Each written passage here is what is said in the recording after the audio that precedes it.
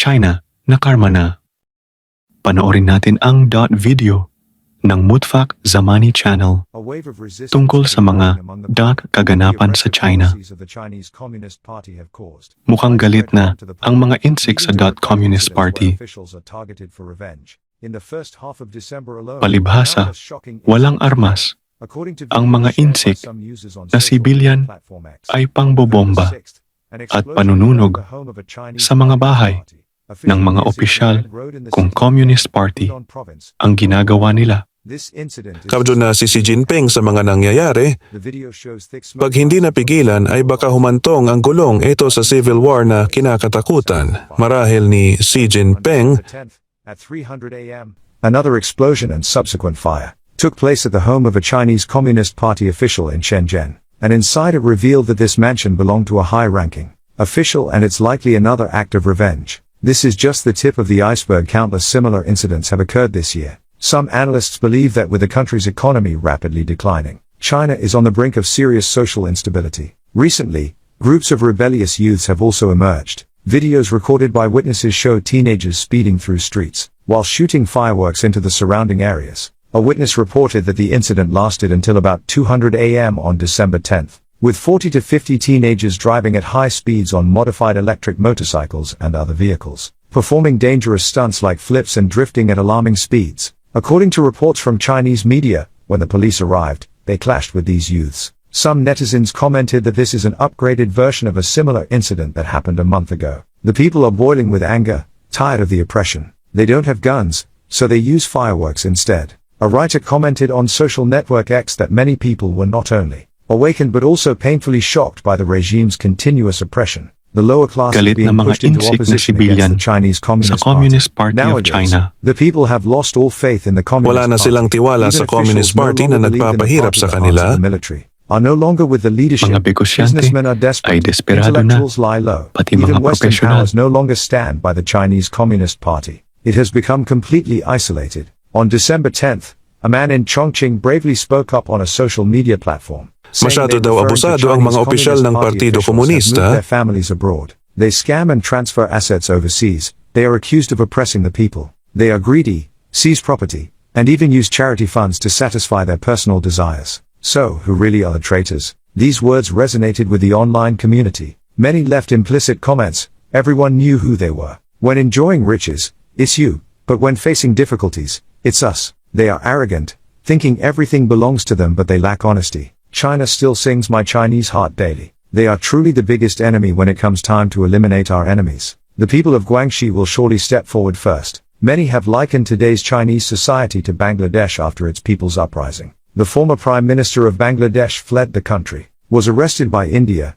sought asylum in China but was rejected, and ultimately was deported back to Bangladesh, where she faced trial by the Bangladeshi government. She was accused of ruling with an iron fist for her 15 years in power and held responsible for a massacre during the uprising. Observers believe that in China's seemingly harmonious and stable society, the anxiety and anger of the lower classes have been continually rising. This phenomenon is just the tip of the iceberg, signaling that other social issues are sure to explode. Where is true justice?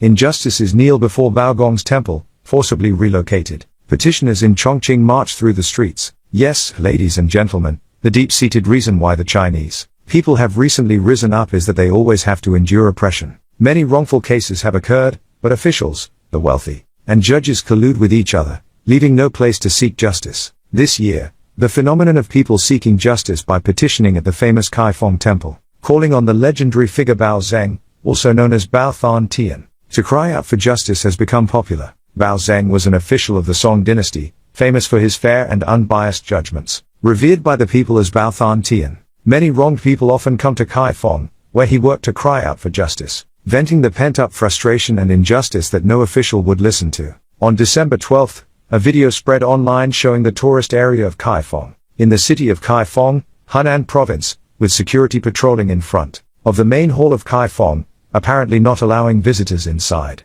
At the foot of the stairs outside the main hall, dozens of visitors gathered, some visibly distressed, kneeling and crying towards the hall. It seems that these petitioners, unable to find justice elsewhere, have come to Bao Than Tian in desperation. A security officer quickly approached, shouting "Stand up," as he forcefully pulled the kneeling visitors to their feet. Another security officer at the entrance shouted, "Stand up, no kneeling." Many netizens watched the video and quickly commented, "In today's lamentable times, people have grievances but nowhere to express them. Ordinary people even lose the right to kneel." In April, another viral video showed a woman in black disrupting a Baogong trial performance in Kaifeng district, holding a written complaint, kneeling before the actor playing Baogong, sobbing and begging for her case to be heard, but she was quickly dragged away by security guards. On March 10th, a woman whose family was torn apart by an unjust court ruling came to Kaifeng district, crying and begging. Images and videos of this scene quickly spread, with more and more people following her example, kneeling outside Kaifeng district, hoping Baogong would hear their cries for justice. This situation has led many Chinese citizens to resort to unusual methods of seeking help, such as petitioning for justice at temples or demonstrating in public places. Sadly, most of these efforts are suppressed, leaving the people even more desperate. Police and security forces are always present to prevent any acts of resistance or demands for justice by the public. These citizens, in dire circumstances, turn to expressions of protest, even just kneeling to plead, yet are treated as committing criminal acts. International organizations and some experts believe that China is facing a severe social crisis, where the grievances and injustices experienced by the people could trigger large-scale rebellions. Despite the Chinese government's measures to tighten information control and bolster security forces to prevent protests or resistance movements, the wave of dissatisfaction continues to grow uncontrollably. This is particularly serious against the backdrop of China's economic crisis, rising unemployment rates, unequal distribution of wealth, and the harsh repressive policies of the Chinese Communist Party towards laborers, farmers, and the middle class have led to a crisis of trust and social stability. Protests against the government in some regions have become a clear sign of the rift between the government and its people. Although the Chinese government still maintains power, Sigaw ng mga insik ay katarungan. Ayan na karma na ang pambubuli ng China sa ibang maliliit na bansa, lulubog na sila marahil. Can continue to maintain tight control over the entire country, or if there will be greater upheavals in the near future. Attacks on officials and the spreading protests may be the first signs of an inevitable deep social change. The oppressed people can no longer endure, and many have sought to rebel, even through the smallest acts. From kneeling to plead for justice to attacking corrupt officials, all reflect the reality that Chinese citizens are gradually losing faith in their political system and government. The question now is whether this uprising will evolve into a revolution or merely remain small, isolated waves of protest that cannot change the overall situation. Faced with these challenges, China will need to implement profound reforms and genuinely listen to the voices of its people to avoid a comprehensive crisis. Otherwise, the risk of social instability, or even the collapse of the current regime, may occur. This change is not only a political issue but also a struggle for the survival of millions of Chinese people, who are facing the devastation of the current economic and social system. While the Chinese government tries to maintain power and stability, it cannot avoid the increasingly evident elements of instability. This requires the government to undertake deep reforms, not only in the economy but also in enhancing transparency and social fairness. However, the reality is that, while crises related to corruption, social injustice, and the growing wealth gap intensify, the Chinese government continues to implement repressive measures, control information, and suppress any form of dissent. Protests, calling for policy changes, seem to only heighten tensions without achieving any substantial results. However, in the shadows of repression, a potential force is gradually forming, a force longing for freedom and justice. If China does not change, if there is no truly responsive political system that listens to and meets the wishes of its people, the country will continue to face potential risks. Protests and resistance will not cease until the people feel they can change their destiny. But until then, the question remains, will the Chinese government learn to face this reality? Or will it continue to deny and impose control until society is irreversibly damaged? China stands at a crucial crossroads. Without change from within, the country will struggle to overcome the difficulties and challenges it faces. The continuation of life under the shadow of control and repression can only lead to a bleak future where people can no longer hope for change. Shanghai is no longer the glamorous and fashionable city it once was. High-end restaurants are closing, luxury offices stand empty, and people live frugally. Ranked 6th among global financial centers, Shanghai has witnessed a decline in both luxury spending and general consumption amid the current economic downturn. Most high-end restaurants have been closed for over half a year, and locals report that many families are struggling to make ends meet. A high-end French restaurant in Shanghai, priced at $222 per person on Wall Street, suddenly shut down. The restaurant owner failed to pay the staff or settle delayed contributions to public funds, according to reports from Hong Kong media. For over half a year, Many high-end restaurants in Shanghai have faced economic difficulties, leading to closures. As a result, many workers in the food and beverage industry have lost their jobs. Not only have high-end restaurants scaled down, but some netizens in Shanghai also reveal that everyday consumer goods are being discounted. According to the Shanghai Statistics Bureau, in the first half of this year, the city's total retail sales of consumer goods reached 9.1 billion yuan, a two-thirds decrease from last year. By sector, from January to June, wholesale and retail sales reached 8.4 billion yuan, a 2.1% decrease from the previous year. The accommodation and catering sector decreased by 3.6% compared to last year. As China's economic center, Shanghai's economic data reflect the country's overall growth, especially regarding consumer spending, which is closely related to market dynamics and the livelihoods of the people. From the situation in Shanghai, it is clear that people are hesitant to spend, instead choosing to increase their savings. On the TikTok platform, an economic blogger commented that the economic situation in Shanghai is very serious, with large companies and businesses facing widespread difficulties. Reports also exist of people working half a year without pay. Some want to quit their jobs but hesitate due to concerns about finding new employment. Luxurious office buildings may look impressive, but many offices inside are quickly emptying. The real estate sector is even worse, with some leaders declaring bankruptcy and accumulating a debt of 32.5 billion yuan. A netizen, who has lived in Shanghai for over a decade, has observed some strange phenomena. First, financial area employees are starting to take part-time jobs. Second, not many people want to work in finance or real estate anymore. Third, there are fewer people around. Fourth, there are no home buyers. Fifth, office rental prices have halved. Sixth,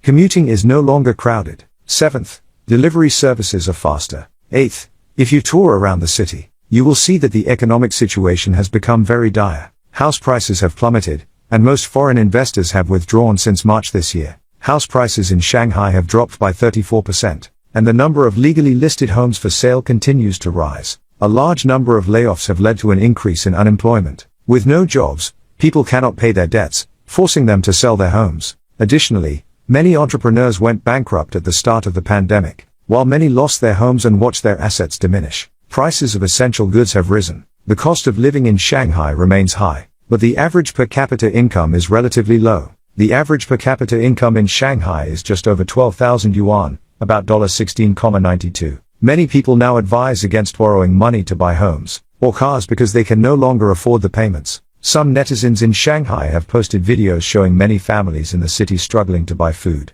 The reason is not difficult to understand. A Chinese economist and PhD student explains that while falling house prices and rising food prices may seem unrelated, there is a basic logic behind them. Consumer confidence and expectations depend on wealth. Without income, people hesitate to spend. Currently, 70% of Chinese citizens' wealth is tied up in real estate. With a decline in property values, the stock market downturn, and the depreciation of both virtual and physical assets, consumer confidence is gradually weakening. This leads to reduced demand for goods and services in the industrial sector. Decreased demand results in lower business output, which causes lower wages and higher unemployment rates. Lower wages and increased unemployment further reduce demand, ultimately driving down consumer prices and creating a downward economic spiral. The nightmare called Chinese drama, where Chinese ladies shamelessly grab food and dance to loud music, causing disturbances everywhere in China, has long been a popular social activity. However, it is unclear when the unwanted habit of fighting over food at self-service restaurants at the International Import Fair in China began.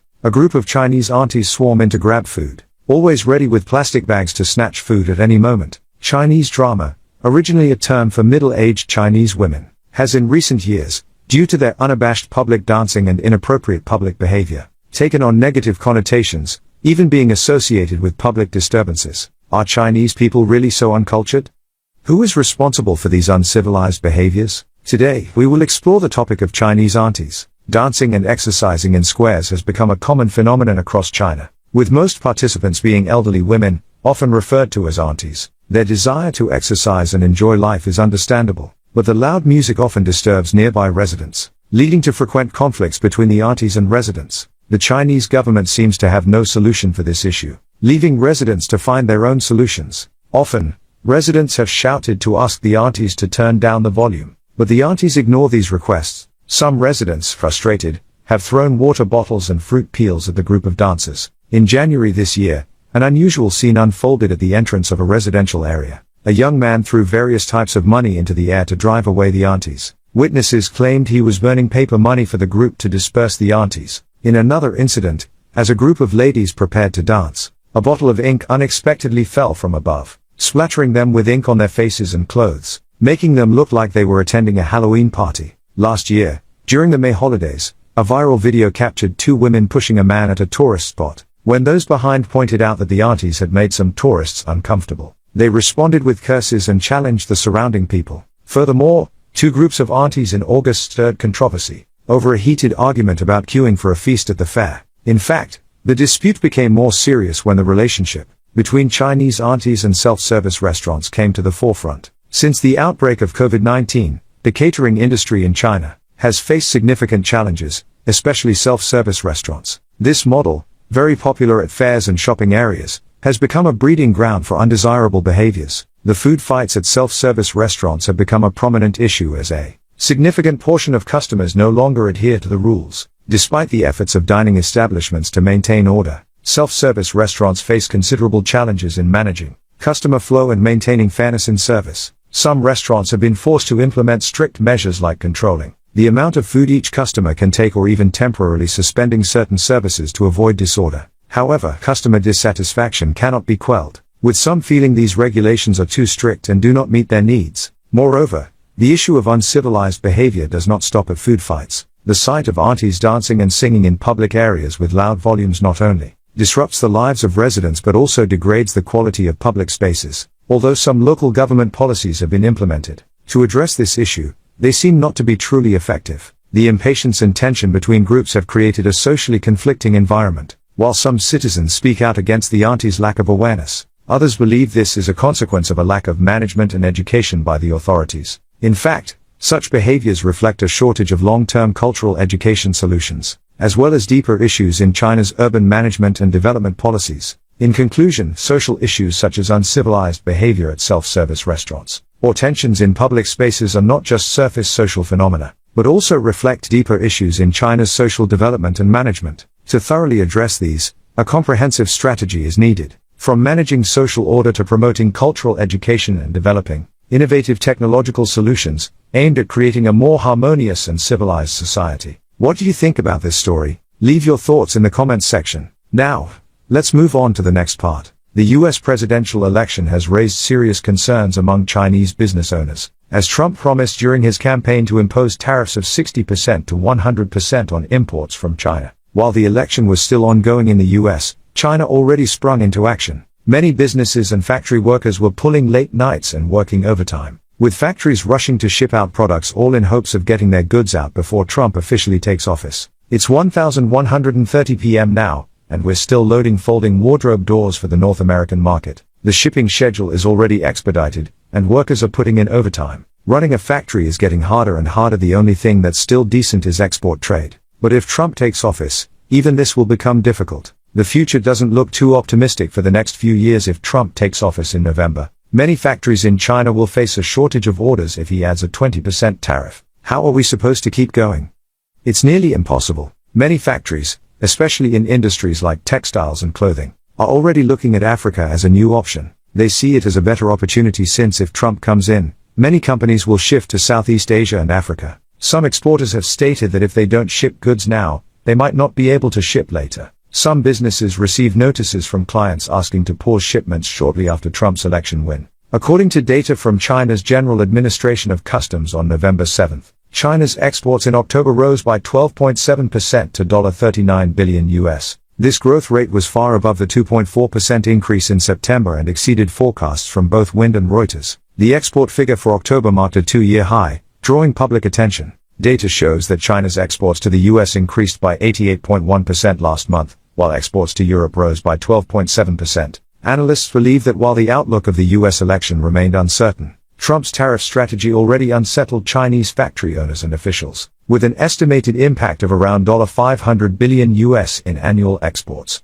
To minimize losses, Chinese business owners have acted quickly, accelerating the export of inventory to major markets. Some economists are calling this inventory trans. With Trump's sweeping victory, China received what it saw as the worst possible news. His commitment to impose tariffs on Chinese goods now hangs like a sword over China, making President Xi Jinping uneasy. This threat puts pressure on Xi's growth model, which focuses on boosting manufacturing and lifting China's economy through exports. Alongside rushing shipments to North America, some merchants worry that Trump's presidency might not overlook the close cooperation between China and Russia. They're also seizing the chance to ship to Russia. Reports indicate that China's exports to Russia reached a record high of $11.25 billion in October, growing 24.4% from the previous year, marking the fastest rate since last November. Clearly, a wave of early export orders surged in China before the fourth quarter as the prospect of Trump's threats became increasingly real. In June this year, the U.S. Treasury announced a significant expansion of secondary sanctions against Russia. Under this plan,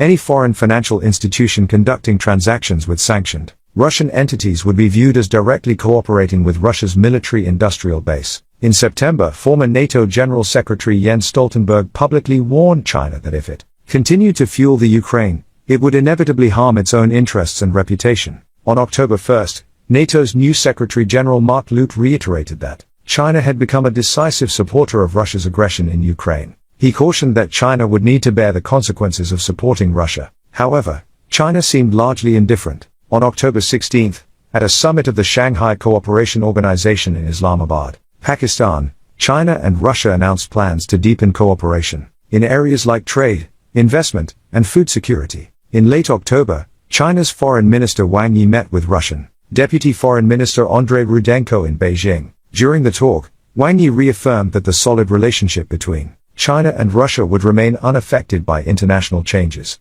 Experts observing the U.S.-China relationship believe that if Trump returns to the White House, it could spell trouble for China, as Trump would likely address trade issues with China to tackle various unresolved domestic and international challenges. Prominent Chinese democracy activist Wang Sheng wrote that after 4 years of reflection and preparation, Trump has become more focused and organized. He could take stronger actions than before, with potentially greater impact. The New York Times commented that over the past year, the US and China have attempted to manage their rivalry, creating the impression that tensions between the two superpowers wouldn't escalate into conflict. However, Trump's pending return to the White House could disrupt this delicate balance. As a politician, Trump is known for his unpredictability. At one point, he even praised China's top leader Xi Jinping, calling him a terrific person. However, public opinion generally believes that the Chinese government got a taste of Trump's approach during his first term and, regardless of what he says, Trump intends to engage in even fiercer competition with China. The Chinese Communist Party has reason to feel uneasy about the future, especially since both major U.S. political parties agree on countering China. Although Trump initiated a trade war and increased support for Taiwan, President Biden has largely continued this approach during his administration over the past few years. Though Xi Jinping has grown bolder in pushing back against the Biden administration, China has not only accused the U.S. of unfairly restraining and pressuring it, but also claimed that the U.S. and its Asian allies are deepening security ties, restricting China's access to advanced ships and other American technologies, and using sanctions to punish China's trade with Russia since Russia's invasion of Ukraine. Xi has publicly expressed China's no-limits partnership with Russia, backing it up with actions that support Russia's war efforts. When U.S. House Speaker Nancy Pelosi visited Taiwan in 2022, China issued military threats that heightened tensions within the U.S. military. Following strengthened U.S.-Taiwan ties, China ramped up military exercises around Taiwan, including a recent large-scale drill simulating a blockade around the island. At the start of 2023, China also carried out a series of provocative actions, including sending a surveillance balloon over U.S. airspace.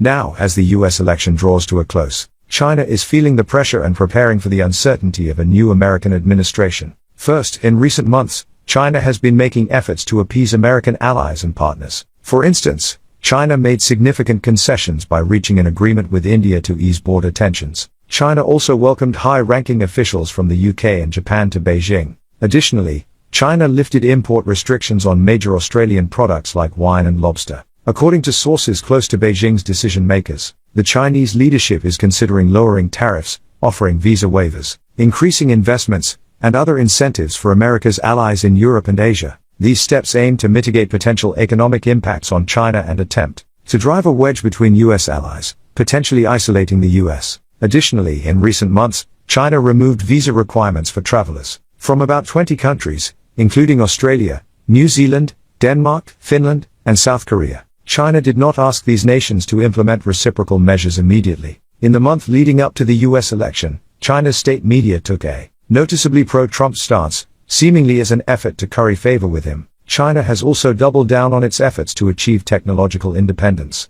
investing billions of yen in the development of domestically produced semiconductor chips. At the same time, China continues to strengthen its military, frequently showcasing its latest weapons to the world to boost its presence on the global stage. Xi Jinping made a point of inspecting China's elite airborne troops on the day of the US election. This unit has received training for a Taiwan liberation mission. Public opinion suggests that while China withstood the challenges of Trump's first term and the Biden administration, it may struggle to withstand a second Trump term. Tactics used during the 2018 US-China trade war, such as redirecting trade routes and devaluing currency, might have limited effect now, given China's real estate crisis and weak consumer confidence. Facing a potential new round of trade conflict, China has fewer countermeasures available. China is trying to adjust its approach to prepare for a Trump victory. However, the European Union has grown increasingly tough on Beijing in recent years. Now further irritated by China's support for Russia in the Russia-Ukraine war, the EU sees this as a serious threat to its own security.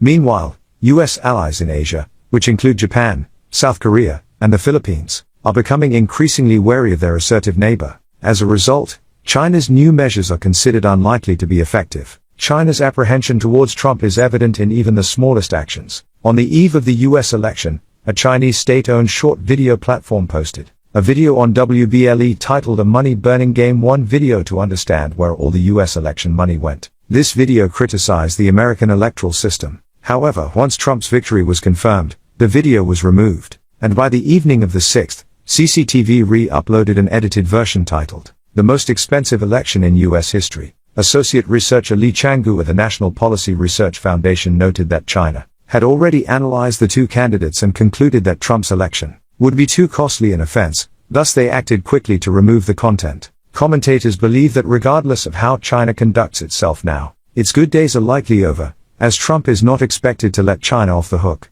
Editor-in-chief Hu Ping of Beijing Spring Magazine asserts that a trade war will undoubtedly commence when Trump takes office. Senior political analyst Fun Zhang suggests that following his election, Trump may initiate a broad economic confrontation with China involving tariffs and encouraging the return of manufacturing to the US. These actions would make US-China relations not merely an economic exchange between the two countries but a clash between international alliances. Fun adds that with the reformation of the Western Democratic Alliance, the US could rally more countries to contain China, further isolating it on the global stage. Following the US election results on the 6th, world leaders rushed to congratulate Trump, with Chinese President Xi Jinping also sending his congratulations on the 7th. However, he issued a veiled message to the incoming Trump administration, advising against a new economic war with China. He remarked, "History has shown that cooperation benefits both China and the US, while conflict harms both." Fun Zhang believes that the likelihood of US-China reconciliation is low, as Trump is expected to adopt an even tougher stance. In early 2018, when Trump imposed tariffs on Chinese goods to pressure Beijing to change its state-led economic practices, China retaliated tit for tat, assuming that this businessman turned president would eventually concede. This led to an escalating series of retaliatory actions during Trump's first term. Tariffs on Chinese imports rose from an average of 3% to 12%. However, during the COVID-19 pandemic, American consumers received direct government subsidies, and the significant depreciation of the yuan made Chinese products more affordable abroad. Consequently, Chinese exporters benefited from the strong demand in the US. A recent report by economic research firm Gavel Dragonomics indicates that China's exports have grown by 60% since 2017, before Trump's tariffs, and China's share in global exports has increased by 2 percentage points. According to some Republican strategists, Trump may start fulfilling his tariff promises upon taking office, focusing on China's failure to comply with the first phase of the 2020 US-China trade deal. This agreement mandated that China increase its purchases of US goods and services by $200 billion over 2 years. Under the deal, the US retains the right to impose additional tariffs if China fails to meet these obligations. Xi Jinping is well aware that Trump's return to office would likely mean penalties for China's non-compliance with the agreement. While China has expressed willingness to engage in dialogue with the new Trump administration, it is also seizing opportunities to strengthen ties with traditional US allies, aiming to buy time and leverage amid intensifying competition with the US. In today's US government, there is virtually no partisan divide on China-related issues. Xi's hope of driving a wedge between Europe and the US appears to be wishful thinking, as the US and Europe now share closely aligned views on China. Earlier this year, Chinese trade officials made a final attempt to persuade the European Union to abandon tariffs on electric vehicles made in China. Despite their efforts, the EU raised these tariffs to a maximum of 45.3% this fall, marking one of the EU's toughest recent trade measures. To avoid these tariffs, Beijing has used a mix of incentives and threats with the EU's 27 member states, offering potential new investments while warning of possible tariffs on EU goods. Some analysts suggest that any efforts by Xi Jinping to prepare for Trump's return to the White House would be in vain. To support US-China relations in the coming 4 years, Xi would need to make real concessions on issues like Hong Kong, Taiwan, the South China Sea, and trade deficits. Small gestures won't be enough, given Trump's strong stance. Substantial concessions would be necessary otherwise. Combined pressure from the US and its allies could overwhelm China. Director of the Institute of International Studies at Fudan University believes that Trump's return would mean stricter technological restrictions on China. Beyond tariffs, Trump might even revoke China's permanent normal trade relations status. International relations professor Wang Yong of Ping University predicts that the US could take further steps to decouple from China, potentially causing significant impact on China's economy. Currently, although China's government has introduced measures to stabilize economic growth, these efforts haven't succeeded in reviving the economy, and investor sentiment remains pessimistic. According to data from China's State Administration of Foreign Exchange, China's direct investment liabilities in its balance of payments fell by $8.1 billion in the third quarter of this year. This indicator, which measures foreign direct investment, dropped by nearly $13 billion in the first 9 months of 2024. Reports attribute the decline in foreign investment in China over the past 3 years to geopolitical tensions, pessimism about China's economy, and fierce domestic competition in sectors like automotive. If this downward trend continues for the rest of the year, it would mark the first annual net outflow of FDI since comparable data began in 1990. Several foreign companies have already reduced their China operations this year, including automakers Nissan and Volkswagen, as well as Kuka Minola. In addition, Neon Steel announced in July its withdrawal from a joint venture in China, and IBM is closing its research and development department in China, which affects about 1,000 employees. Alan Gabor, chairman of the American Chamber of Commerce in Shanghai, noted that geopolitical tensions are the biggest concern for the Chamber's members, as they make it challenging to plan large investments. Wang Bu from Fudan University pointed out that during Trump's first term, Chinese officials may have underestimated him due to unfamiliarity with his approach, but they should be more prepared now for a second term. In a report, Capital Economics China economist Zhu Qinquang stated, "We expect China's exports to remain strong over the coming months. As for the impact of Trump's tariffs, any drag on China's exports is likely to be felt only in the second half of next year."